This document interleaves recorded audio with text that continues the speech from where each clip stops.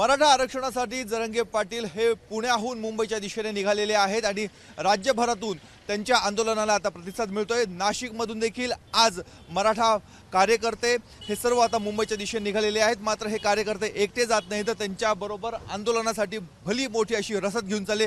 हे जे ट्रक्स आपण बघतो, या ट्रक्समधनं अन्नधान्याचा पुरवठा हे घेऊन चाललेले आहे। त्यामुळे हजारो लाखो जे मराठा बांधव मुंबईमध्ये एकत्र येतील, त्यांची खाण्याची व्यवस्था ही केली जाते। डाळ, तांदूळ, तेल, शेंगदाणे अशा स्वरूपाचा हा सगळा किराणा घेऊन हे सर्व मराठा आंदोलक आता मुंबईच्या दिशेने चाललेत।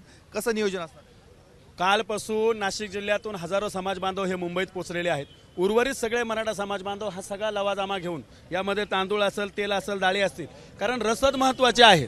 लढाईला योद्धा फार आहे, पण पोटाला मिळालं पाहिजे ती जबाबदारी नाशिक जिल्ह्याच्या वतीने आम्ही उचलली होती आणि या सगळ्या गाड्या आपण बघितल्या असेल आज भरून आम्ही पुण्याकडे चाललोय। आज संध्याकाळी जरंगे पाटलांच्या लढ्यात आम्ही सहभागी होणार आहोत। जिथं जिथं या अन्नधान्याची गरज पडेल त्या ठिकाणी आम्ही ते देणार आहोत। कारण नाशिकने पहिल्या दिवशी जरंगे पाटलांनी सांगितलं होतं की आम्ही अन्नधान्याची सोय करतो। नाशिक जिल्हा हा सदन असल्यामुळे आमच्यावरती जबाबदारी आम्ही स्वतःहून घेतली ती, की आम्हाला कोणी दिली नाही, पण समाजाने स्वतः घेतली आणि या नाशिक जिल्ह्यातल्या सगळ्या समाज बांधवांनी मोठ्या दिलदारपणाने हे सगळं साहित्य दिलंय। दुसराही टप्पा आमचा तयार आहे। हा जर संपला तर दुसरा स्टॉक सुद्धा मुंबईत येईल, इतकी नियोजनबद्ध पद्धत झालेली आहे। गटागटानं जवळपास हजारो समाज बांधव आज मुंबईत आहेत। राज्य सरकारने जर जरंगे पाटलांना कुठं अडवण्याचा प्रयत्न केला तर आमचे मुंबईतले मराठे हे रस्त्यावर उतरतील आणि मुंबई बंद करतील। हे नियोजन सुद्धा नाशिककरांचं पूर्ण झालेलं आहे। 105 दिवसाचं आंदोलन आणि आता पुन्हा एकदा पुण्याहून मुंबईच्या दिशेने कूच।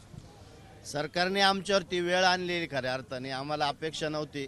मधला 40 दिवसाचा जो टप्पा होता तो पूर्णपणे सरकारने काहीच न करता घालवल्यामुळे खऱ्या अर्थाने आज आमच्यावर ही वेळ आलेली। पण 105 दिवस असो किंवा जरंगे पाटलांचं 150 दिवसाचं उपोषण असो, आंदोलन असो, परंतु आम्ही कुठेही एकही पाऊल मागं हटणार नाही। अजूनही तुम्हाला सांगतो, रात्री अनेक ट्रक आम्ही पाठवलेले, आत्ताही भरलेले आहेत आणि पुढच्याही शेकडो फोन काल सुद्धा मला आलेले आहेत। आणि सगळ्या समाज बांधवांनी अजून तुम्हाला 10 ट्रक लागल्या, 20 ट्रक लागल्या तर आम्ही भरून गाड्या पाठवण्याची जबाबदारी समाजाने खऱ्या अर्थाने घेतलेली आहे। जरंगे पाटलांच्या पाठीशी हा समाज पूर्ण ताकदीने उभा राहिलेला आहे आणि इथून पुढच्या आंदोलनात सुद्धा एकही मराठा मागे हटणार नाही। उलट तुम्हाला आजपासून उद्या 26 तारखेपर्यंत लाखोच्या संख्येने उत्तर महाराष्ट्रातून, धुळ्यापासून अनेक लोक ऑलरेडी जरंगे पाटलांच्या तिथे पोहोचलेले आहेत, उर्वरित मुंबईत पोहोचलेले आणि उर्वरित 26 तारखेला ज्या वाहनं मिळतील त्या वाहनांनी पोहोचतील। सोशल मीडियाच्या माध्यमातून पण कॅम्पेनिंग जोरदार सुरू आहे। लोकप्रतिनिधींचा सहभाग किती आहे? मराठा स्वयंसेवकांचा सहभाग किती? लोकप्रतिनिधींचा सहभाग तसा या आंदोलनामध्ये फार कमी आहे।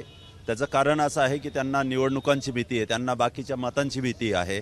परंतु सामान्य मराठा बांधव जे आहेत ते आज या आंदोलनामध्ये स्वयंस्फूर्तीने उतरलेले आहेत। आज आपण या ठिकाणी जे बघता, जे अन्नधान्य जमा झालेलं आहे सर्वसामान्य स्तरातून सामान्य समाज बांधवांनी दिलेलं आहे।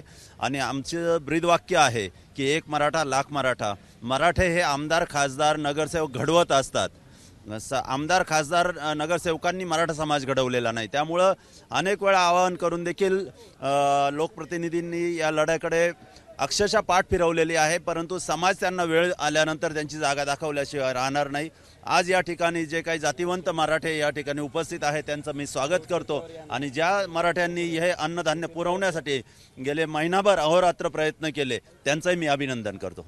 एकूणच आपण बघतोय हे मराठा आंदोलक सर्वजण आता पुण्याला निघालेले आहेत। पुण्याहून पुढे मुंबईच्या दिशेने जातील, जरंगे पाटील यांच्याबरोबर जातील। मात्र यांचा रोष जे लोकप्रतिनिधी आहेत त्यांच्यावर असल्याचं जाणवत आहे। कॅमेरामन किरण कटारेसह मुकुल कुलकर्णी, एबीपी माझा, नाशिक। एबीपी माझा, उघडा डोळे बघा नीट।